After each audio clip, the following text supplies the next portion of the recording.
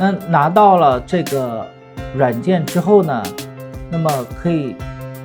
看到有这两个文件。这两个文件的话，你其实打开了这个软件之后，这个是默认的一些数据，为了方便大家演示，然后我呢加载了一部分数据，演示数据。这个时候的话，还有这个服务器要打开一下，它会运行完以后，你把它最小化放哪就可以了。这时候我们打开这个软件，我们先测试一下这个编辑，你把你的这个 API 给它放进去，放进去的话，选择一个模型，然后保存以后，选择你需要保存过的这个模型，点这个测试看一下它有没有打通。好，这是成功的。那么这个时候，你如果说对于界面的这个按钮这个颜色不满意的话，你也可以在这边进行调整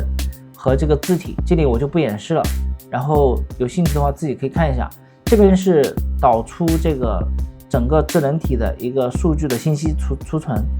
它储存的话主要是为了保存一下。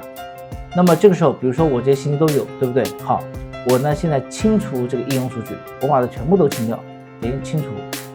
这个时候的话里面就默认是你刚拿到时候的样子，全部是空空的，这边也空空的，看到没有？那么这个时候为了方便演示的话，我把这个数据再加载进来，刚才我导出数据再加载进来。这个时候你看到数据又有了，内容也回来了，就是干这么一个功能，这都是可以用的。然后到这个内容库里面，它是什么意思呢？它是说我需要人工智能去加入关键词，需要它去读取我的文章内容，然后综合起来，加上这个个性化综合起来给我这个答复。然后这边的话分类和增加笔记导入，就基本上一些常规的一些操作全部收起，全部展开。然后这个功能呢，其实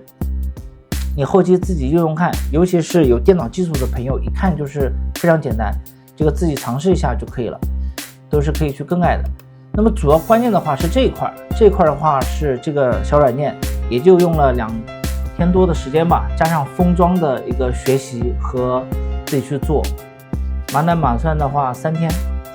的时间做出来小工具，我感觉已经非常厉害了。而且对于一个我不懂代码的人来说，以前学代码的话也是 HTML 和这个 JS 这一块，而且的话还是只工作了2年的时间。但是别担心，就是你什么代码都没碰过，我也可以教会你如何去制作这个小软件。然后但是你有个前提什么呢？是你要知道你的思路和你想要什么，这个你要明确，我才能够就是帮助你，然后教你怎么样去实现它。这个时候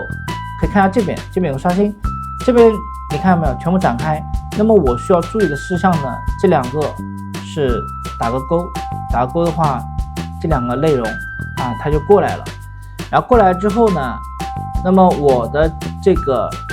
智能体里面的这个个性化，我们先来看一下这个个性化里面，它其实是让智能体，就是说让这个 API 里面的这个程序在读取知道你这些信息基础之上，它来给你去做这个你想要的这个答案，或者说他认为能给你这些答案。